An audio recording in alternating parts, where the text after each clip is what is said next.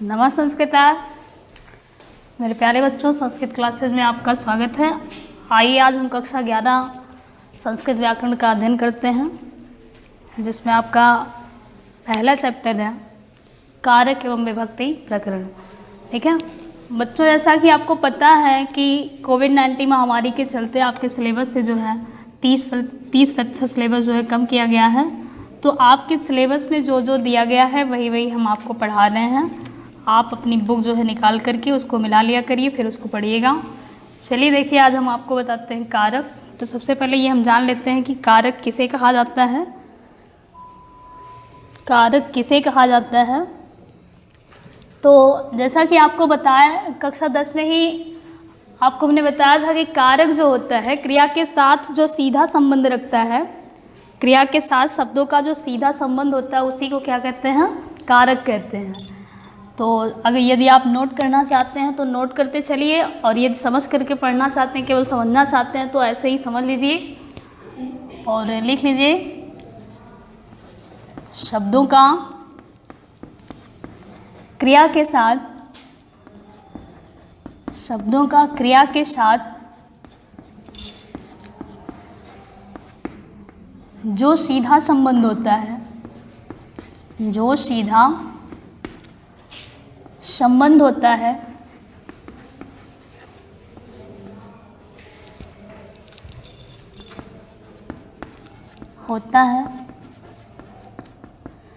उसे कारक कहते हैं। उसे क्या कहते हैं बच्चों, कारक कहते हैं। संस्कृत में कहा जाता है ना, कारकत्वम साक्षात क्रियान्वयत्वम, यानी कर्ता का अपनी क्रिया के साथ जो सीधा संबंध होता है उसी को कारक कहते हैं।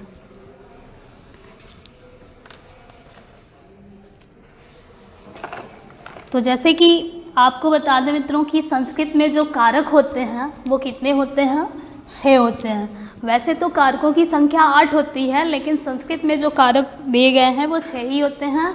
और आपको कक्षा 11 के स्तर पर ज़्यादा कारक पढ़ने नहीं हैं, मात्र 2 ही या 3 पढ़ने हैं। केवल देख लीजिए आपके सिलेबस में बस इतना ही दिया है कि प्रथमा विभक्ति कर्ता कारक पढ़ना है, द्वितीय विभक्ति आपको कर्म कारक पढ़ना है, और तृतीय विभक्ति आपको कर्ण कारक पढ़ना है।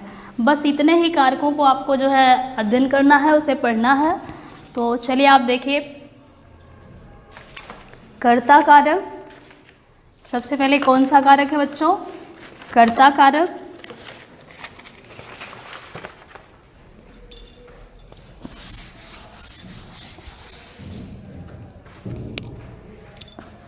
कर्ता कारक कौन सा कारक बच्चों, कर्ता कारक। कर्ता का मतलब होता है काम को करने वाला। कर्ता का क्या अर्थ होता है, काम को करने वाला, यानी जो काम को करने वाला होता है उसी को हम क्या कहते हैं, कर्ता कारक। यानी संस्कृत में इसका सूत्र होता है कि स्वतंत्र कर्ता। कौन सा कर्ता, स्वतंत्र कर्ता। कर्ता जो होता है वो स्वतंत्र होता है। क्या होता है बच्चों, स्वतंत्र होता है।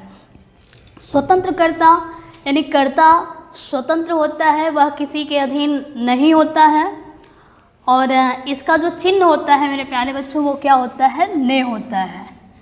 इसका जो चिन्ह होता है कर्ता कारक का वो क्या होता है, ने होता है। कहीं कहीं किसी किसी वाक्य में ये छिपा भी होता है, और जहाँ नहीं भी छिपा होता है वहाँ हम क्रिया से क्यों का प्रश्न करते हैं तो उसे क्या कहते हैं, कारक कहते हैं। वहाँ हम क्रिया से क्यों का प्रश्न करते हैं तो उसका जो उत्तर प्राप्त होता है उसी को हम क्या कहते हैं, कारक कहते हैं। तो ये तो आपको समझ में आ गया होगा बच्चों कि कर्ता कारक क्या होता है। आया समझ में ना। जैसे देखिए हमने बताया ना कि स्वतंत्र कर्ता, कर्ता जो होता है वो स्वतंत्र होता है, वह किसी के अधीन नहीं होता है। ठीक है, और इसका जो चिन्ह होता है वह ने होता है, और ये जो है कहीं कहीं किसी किसी वाक्यों में छिपा भी होता है। जहाँ नहीं छिपा होता है वहाँ क्रिया से हम क्यों का प्रश्न करते हैं, जो उत्तर प्राप्त होता है उसी को हम कर्ता कारक कहते हैं। ठीक है बच्चों, आ रहा है समझ में ना। फिर आगे देखिए, जैसे आपसे कहा जाए कि रामः गृहं गच्छति, रामः गृहं गच्छति, यानी ये गच्छति जो है ये क्या है बच्चों, क्रिया है। गच्छति क्या है, क्रिया है, और गृहम क्या है, कर्म है। और ये रामः क्या है? करता है। इसमें करता क्या है? रामा। राम क्या है? करता है। जाने का कार्य कौन कर रहा है? राम कर रहा है, तो राम जो है ये करता है। तो इस प्रकार से आपको कर्ता समझ में आ गया होगा मेरे प्यारे बच्चों। जैसे वह जो है खाना खाता है, खाना कौन खाता है? वह खाता है, तो वह जो है वो क्या है? कर्ता कारक है। ठीक है, वह क्या है? कर्ता कारक है। फिर इसी प्रकार आपका देखिए, अब आपका दूसरा आता है कि दूसरा सूत्र एक होता है कि प्रतिपादकार्थ लिंग परिमाण वचन मात्र प्रथमा, यानी कर्ता कारक का प्रयोग कहाँ कहाँ किस किस जगह होता है। कर्ता कारक का प्रयोग कहाँ कहाँ किस जगह होता है। तो प्रतिपादिकार्थ लिंग परिमाण वचन मात्र प्रथमा, वचन मात्रे प्रथमा। अब देखिए मेरे प्यारे बच्चों, जैसा कि प्रातिपदिक माने क्या होता है? प्रातिपदिक माने होता है शब्द। प्रातिपदिक माने क्या होता है? शब्द। और का अर्थ यानी अर्थ के लिए, यानी प्रातिपदिक के लिए। और लिंग यानी लिंग विभक्ति, लिंग केवल विभक्ति नहीं, सॉरी केवल लिंग, ठीक है। लिंग परिमाण यानी माप तौल, वचन मात्र में कौन सी विभक्ति होती है? प्रथमा होती है। तो आप ऐसे नहीं बस ज़्यादा विस्तार में मत जाइए, एकदम आप अपने सूत्र को ध्यान से जो है देखिए, उसको समझिए कि प्रातिपदिक का मतलब होता है मेरे बच्चों शब्द से होता है। किससे होता है? शब्द से। तो प्रातिपदिकार्थ यानी प्रातिपदिक के लिए अर्थात शब्द के लिए, लिंग को बताने के लिए कि जैसे पुल्लिंग है कि स्त्रीलिंग है कि नपुंसक लिंग है, इसको बताने के लिए। फिर परिमाण बताने के लिए जो है परिमाण, और वचन यानी एक वचन है कि द्विवचन है, बहुवचन है, इनमें जो है प्रथमा का प्रयोग किया जाता है। ठीक है मेरे दोस्तों, आ रहा है समझ में बच्चों? सॉरी दोस्तों नहीं, बच्चों ही बस। क्योंकि वैसे भी देखिए मेरे मित्रों, एक गुरु और शिष्य का जो संबंध होता है ये प्रायः एक मित्र की तरह ही होनी चाहिए। तो ऐसे में मित्रों के स्थान पर दोस्तों दोस्तों निकलते चला जाता है, लेकिन अब ऐसा नहीं होगा। और चलिए आप देखिए, अब ये तो आपको समझ में आ ही गया होगा कि आपका जो कर्ता कारक होता है प्रथमा विभक्ति का प्रयोग कहाँ कहाँ किया जाता है। तो स्वतंत्र कर्ता कारक में आपका प्रथम विभक्ति का प्रयोग किया जाता है। प्रातिपदिक का मतलब जैसे हमने आपको बताया ना कि शब्द होता है, जहाँ किसी शब्द को बताने के लिए, जैसे संस्कृत में क्या होता है कि कोई भी शब्द जब तक विभक्ति ना लगाया जाए वो निरर्थक माना जाता है। यानी यदि हम राम लिखते हैं तो भी वो क्या होता है? निरर्थक होता है, उसका कोई अर्थ नहीं होता है। इसलिए राम लिखने के लिए भी हमें उसमें क्या करना पड़ता है? विभक्तियों का समावेश करना पड़ता है। रामः, श्यामः, रामः श्यामः, गजः, शुकः, कपोतः। तो इस तरह किसी भी शब्द को बताने के लिए हमें प्रथम विभक्ति का प्रयोग करना पड़ता है, उसको लगाते हैं तब वो सार्थक होता है बच्चों, अन्यथा वो निरर्थक समझा जाता है। अब देखिए लिंग को बताने के लिए, जैसे पुल्लिंग है कि स्त्रीलिंग है कि नपुंसक लिंग है, इसको बताने के लिए भी प्रथम विभक्ति का प्रयोग किया जाता है। जैसे तटः, तटी, तटीम।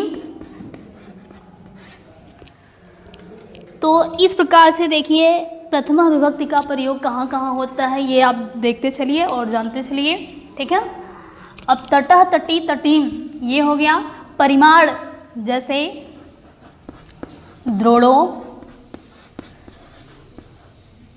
द्रोणो, ब्रीही। ब्रीही का मतलब होता है चावल बच्चों, क्या होता है? चावल, मतलब मुट्ठी भर चावल। एक जैसे कहा गया 1 लीटर दूध दे दो, 1 मीटर कपड़ा दे दो, तो इसके लिए जब भी हम एक का वो लिखेंगे वो क्या लगाएंगे? प्रथमा, एकः, एकः, तो या प्रथमः। तो इस तरह से जो है इसका वो प्रयोग किया जाता है कि प्रातिपदिक के लिए यानी किसी शब्द का अर्थ बताने के लिए, लिंग आदि बताने के लिए। लिंग में हो गया ना जैसे तटः, तटी, तटीम पुल्लिंग, स्त्रीलिंग और नपुंसक लिंग। और परिमाण का मतलब माप तोल आदि बताने के लिए वचन मात्र में यानी वचन आदि को बताने के लिए प्रथमा विभक्ति का प्रयोग किया जाता है। तो ये हो गया मेरे प्यारे बच्चों। अब आपको बताते हैं हम कर्म कारक। ये तो कर्ता कारक आपको समझ में आ गया होगा। फिर देखिए कर्म कारक। कौन सा कारक? कर्म कारक। अब आपका है ये कर्म कारक। जैसा कि आपने कर्ता कारक जान लिया, सीख लिया। कर्म कारक का जो सूत्र होता है बच्चों वो क्या होता है? कर्तु रिप्सि ततम कर्मः। कर्तु रिप्सि ततम कर्मः यानी देखिए अभी आपने उसमें पढ़ा कि कर्ता जो होता है वो स्वतंत्र होता है, वह किसी के अधीन नहीं होता है, वह अपने कार्य को स्वयं संपन्न करता है। और जो है उसका चिन्ह जो होता है वो ने होता है। कहीं कहीं ये किसी किसी वाक्य में छिपा भी होता है। जहाँ नहीं छिपा होता है वहाँ क्रिया से हम क्यों का प्रश्न करते हैं, उसका जो उत्तर प्राप्त होता है उसे क्या कहते हैं? कर्ता कारक कहते हैं। अब ये है आपका कर्म कारक। कौन सा कारक बच्चों? कर्म कारक। तो कर्म कारक में आपका जो सूत्र होता है कर्तु रिप्सि ततम कर्म। कर्तु यानी कर्ता, कर्तु माने क्या है? कर्ता। अभिषिप्ततम यानी जो अभिष्ट होता है। क्या होता है? अभिष्ट। अभिष्ट का मतलब होता है बच्चों कि कर्ता जिसे सबसे ज़्यादा चाहता है। क्या करता है? कर्ता जिसे सबसे ज़्यादा चाहता है वह उसका क्या होता है? कर्म होता है। समझ में आ रहा है ना बच्चों कि कर्ता जिसे सबसे ज़्यादा चाहता है वह उसका कर्म होता है। जैसे आपसे कहा गया कि रामः पुस्तकम पठति, रामः पुस्तकम पठति। अब यहाँ आपसे कोई पूछ दे बच्चों कि इसमें कर्ता कारक कौन सा है, तो पढ़ने का काम कौन कर रहा है बच्चों? यहाँ हम क्रिया से क्यों का प्रश्न कर लेते हैं, कौन पढ़ रहा है। यहाँ इसका आंसर उत्तर प्राप्त होता है कि राम पढ़ रहा है। कौन पढ़ रहा है बच्चों? राम पढ़ रहा है। ठीक है, तो राम क्या हो जाता है? वो कर्ता कारक बन जाता है। पढ़ना क्या हो जाता है? पढ़ना एक क्रिया है। क्या है बच्चों? क्रिया है। यानी शब्दों के मूल रूप को क्या कहा जाता है? धातु कहा जाता है। तो जिसे हम हिंदी में क्रिया कहते हैं और इंग्लिश में वर्ब कहते हैं, उसे ही संस्कृत में धातुओं के नाम से जाना जाता है। किसके नाम से बच्चों? धातु के नाम से। ठीक है, तो धातु माने क्या होता है? क्रिया होती है। तो यहाँ देखिए पढ़ना एक क्रिया है। क्या है? क्रिया है। और ये राम जो है ये क्या है? कर्ता है। अब राम अपने पढ़ने की क्रिया को पूरा करने के लिए, राम अपने पढ़ने की क्रिया को पूरा करने के लिए सबसे अधिक किसको चाह रहा है? पुस्तक को चाह रहा है। किसको चाह रहा है? पुस्तक को। तो ये पुस्तक क्या हुआ? कर्म कारक हुआ। पुस्तक क्या हुआ? कर्म कारक हुआ। जैसे दूसरा देखिए, सह भोजनम खादति, सह भोजनम खादति। तो इसमें कर्ता कारक कौन सा है? सह। खाना क्या है बच्चों? एक क्रिया है। अब वह जो है खाने की क्रिया को पूरा करने के लिए, यानी खाने के लिए सबसे ज़्यादा किसे चाह रहा है? भोजन को चाह रहा है। ठीक, तो भोजन उसका क्या हुआ? कर्म हुआ। ठीक है, भोजन क्या हुआ? कर्म हुआ। तो इसी को कहते हैं बच्चों की कर्म कारक। ठीक है, कि कर्तु रिप्सिति, कर्तु रिप्सित ततम कर्म, यानी कर्तु माने होता है कर्ता, और अभिषिप्ततम का मतलब होता है जो उसे अभिष्ट हो, यानी कर्ता को जो अभिष्ट हो, कर्ता जिसे सर्वाधिक चाहता हो, सबसे अधिक चाहता हो, वही उसका कर्म होता है। ठीक है, जैसे सह गृहम गच्छति, सह गृहम गच्छति। यहाँ सह क्या है बच्चों? एक कर्ता है। और ये गच्छति क्या है? जाना क्या है? एक क्रिया है। और घर क्या है? कर्म है। भाई कर्ता अपने कार्य को पूरा करने के लिए, यानी वह जाने के लिए किसको सबसे ज़्यादा कहाँ जाना चाह रहा है? घर जाना चाह रहा है ना, तो घर क्या हो जाता है? ये कर्म हो जाता है। ठीक है, तो इस प्रकार से आशा नहीं विश्वास है आपको कर्म कारक भी समझ में आ गया होगा। ठीक है, चलिए देखिए बच्चों, जहाँ आपको ना समझ में आए कमेंट बॉक्स में कमेंट करिएगा, आपको अगले वीडियो में फिर दिया जाएगा। ठीक है, अब देखिए आपका यहाँ आता है ये कर्म कारक हो गया। फिर कर्मणि द्वितीया, एक और सूत्र है, देख लीजिए उसी में कि कर्मणि द्वितीया, कर्मणि द्वितीया यानी कर्म में कौन सी विभक्ति होती है? द्वितीया विभक्ति होती है। कर्म में कौन सी विभक्ति होती है? द्वितीया विभक्ति होती है। सबको पता है कि कर्ता का जो सबसे अभिष्ट होता है, कर्ता जिसे सर्वाधिक चाहता है, वही उसका क्या होता है? कर्म होता है। बच्चों जैसा कि आपको बता दें, कक्षा 10 में हमने आपको पूरा देखिए कारक पढ़ाया था और संपूर्ण जो है सूत्रों के साथ पढ़ाया था। तो आपको जिन लोगों ने यहाँ अध्ययन किया है उन्हें ज़्यादा कुछ बताने करने की आवश्यकता नहीं है। जिन्होंने नहीं भी किया है तो वो जो है ध्यान से देखेंगे, पढ़ेंगे, सीखेंगे तो उनको भी ये चीज़ें समझ में आ जाएगा। ठीक है, अब आप इसमें देखिए आपका आता है अकथितम च सूत्र। कौन सा सूत्र? अकथितम च। देखिए इसी में आपका पहला ये हो गया कर्तुरेप्सितम कर्म, दूसरा है कर्मणि द्वितीया। सूत्र आप ध्यान दीजिएगा, कर्मणि द्वितीया। फिर आ जाता है अभितः परितः समयः निक्ष। अभितः परितः समयः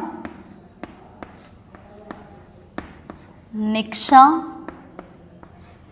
अभितः परितः समयः निक्षाः प्रतियोगे अपि। हा प्रतियोगे अपि। अब यहाँ एक बहुत प्यारी सी संधि बन रही है बच्चों। कौन सी संधि है? अच्छी सी संधि बन रही। नाम क्या है उसका? प्रतियोगे अपि। पूर्व रूप संधि आपने पढ़ा है ना? यदि आपने पूर्व रूप संधि पढ़ा है तो इसको आप ध्यान से देख लीजिए कि प्रतियोगे धन अपि, प्रतियोगे धन अपि एंगः पदान्ता दत्ते, यानी एंग प्रत्याहार के अंतर्गत यंग प्रत्याहार के बाद अगर ह्रस्व आ आता है तो वो क्या हो जाता है? पूर्व रूप बन जाता है। अब देखिए अभितः परितः समयः निक्षाः प्रतियोगे अपि। अभितः परितः समयः निक्षाः प्रतियोगे अपि, इसमें भी द्वितीया विभक्ति का प्रयोग किया जाता है। किसका होता है? द्वितीया का। अभितः माने क्या होता है बच्चों? सब। और अभितः माने क्या होता है? एक मिनट, आपको ऐसे लिखें ताकि आप उसी पर समझ सकें। ठीक है, यहाँ सब उसी में अभितः परितः समय निक्ष हा प्रतियोगे अपि। अब यहाँ आप जो है अलग अलग करके उसको नोट कर लीजिएगा कि अभितः माने क्या होता है बच्चों? सब ओर। परितः माने चारों ओर। अभितः माने सब ओर और परितः माने चारों ओर।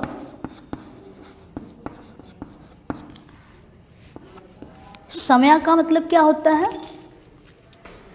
समय यानी पास होता है। समय माने क्या होता है? पास। निक्षा माने निकट। समय का मतलब होता है पास और निक्षा माने निकट। हा, हा मतलब धिक्कार के अर्थ में। किस अर्थ में? हाय, हा हाय, या धिक्कार भी कर सकते हैं। प्रतियोगे, प्रति के योग में। किसके योग में? प्रति यानी की ओर जो लिखा जाता है हिंदी में, जैसे लिखते हैं की ओर, की ओर। के योग में। किसके योग में? के योग में द्वितीया विभक्ति कर्म कारक होता है। जहाँ द्वितीया विभक्ति होगी वहाँ कौन सा कारक बनेगा? कर्म कारक अक्सर होता है।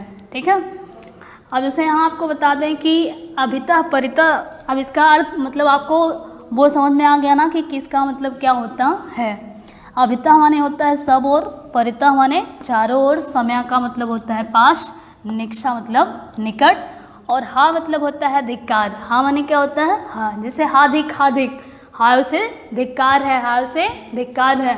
प्रति यानी प्रति के योग में, प्रति के योग में जो है कर्म कारक द्वितीय विभक्ति होती है। जैसे आपसे कहा गया कि गांव के सब तरफ आम के पेड़ हैं, गांव के सब तरफ आम के पेड़ हैं।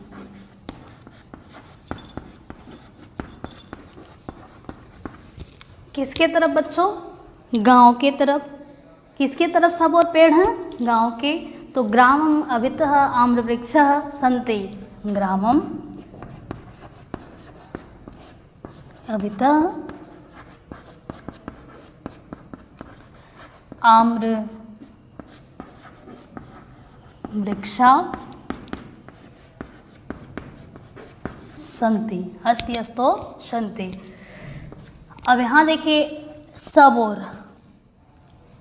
और या सब तरफ, ठीक है, सब और या सब तरफ। जैसे आपसे कहा गया कि विद्यालय के चारों ओर, किसकी ओर? चारों ओर खेत हैं। विद्यालय के चारों ओर क्या है? खेत हैं, ठीक है। तो चारों ओर की संस्कृत क्या हो जाएगी? परितः। बाकी आपको अनुवाद करने के टिप्स बताए ही गए हैं, नियम बताए ही गए हैं, और अगर नहीं भी बताया गया है तो फिर आपको आगे अगली वीडियो में बता दिया जाएगा, क्योंकि कक्षा 10 में यहाँ यदि आप पढ़े हैं तो आपको वो नियम बताए गए हैं।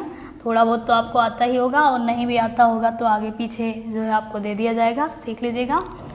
अब जैसे यहाँ हो गया ना कि गांव के सब तरफ आम के पेड़ हैं। किसके तरफ? सब तरफ। तो सब तरफ की संस्कृत क्या होती है बच्चों? ये आपको यहाँ सूत्र लगाएंगे, कौन सा? अभितः। क्या? अभितः। यानी ग्रामम अभितः आम्र वृक्षा। आम की संस्कृत क्या होती है? आम पेड़ का वृक्षा। संति माने हैं, यानी गांव के सब और क्या हैं? आम के पेड़ हैं। और दुर्गम परितः परिखा अस्ति, दुर्ग के चारों ओर खाई है। दुर्गम परितः, दुर्गम परितः परिखा अस्ति।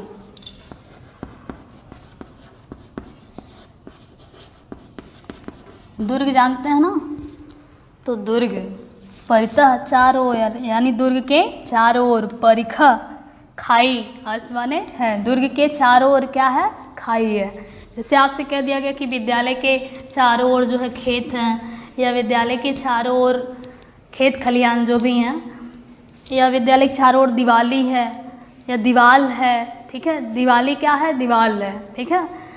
तो इस तरह से इसके लिए किसका प्रयोग करते हैं? द्वितीय विभक्ति का। समय जैसे विद्यालय के पास ही बाजार है, विद्यालय के पास क्या है? बाजार है, ठीक। या विद्यालय के पास ही कार्यालय है, विद्यालय के निकट ही मार्ग है। तो इस तरह से जब भी वाक्य है मेरे बच्चों, उसके लिए अगर पास शब्द आता है तो समय का प्रयोग करते हैं, निकट आता है तो निक्षा का प्रयोग करते हैं। हाय उसे धिक्कार है। किसे धिक्कार है? हाय उसे धिक्कार है कि अर्जुन मारा गया या कोई भी मारा गया, तो धिक्कार शब्द के लिए हम क्या प्रयोग करते हैं? हा, हाधिक, हाधिक, ठीक है। जैसे वह विद्यालय की ओर जाता है, वह विद्यालय की ओर जाता है, की ओर जाता है। अब कहाँ जा रहा है? किसकी ओर जा रहा है बच्चों? विद्यालय की ओर, ठीक। तो वह कौन? वह सह गत्यर्थ कर्मणि, गति अर्थ में कौन विभक्ति होती है? द्वितीय विभक्ति, ठीक। तो विद्यालयम की ओर जा रहा है। किसकी ओर जा रहा है? विद्यालय की ओर। तो की ओर की संस्कृत क्या होती है? जैसे हमने आपको बताया ना, प्रति। अभितः परितः समया निक्षा हा प्रत्योगे अपि, प्रति सह विद्यालयम प्रति। उसके बाद कर्ता के अनुसार यहाँ आप क्या रख देंगे? क्रिया रख देंगे, ठीक है। तो सह विद्यालयम प्रति गच्छति, वह विद्यालय की ओर जाता है। तो इस प्रकार से ये आपका दूसरा सूत्र हो गया बच्चों। अब आपका तीसरा है, देखिए तृतीया विभक्ति।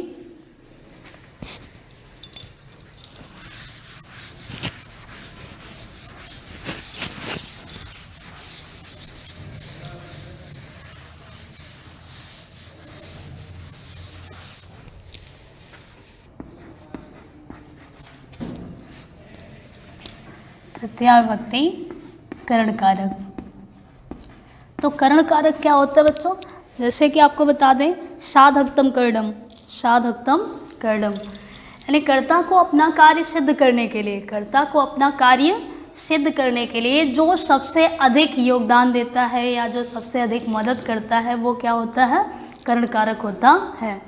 जैसे आपसे कहा जाए कि वह कलम से लिखता है, किससे लिखता है बच्चों? कलम से।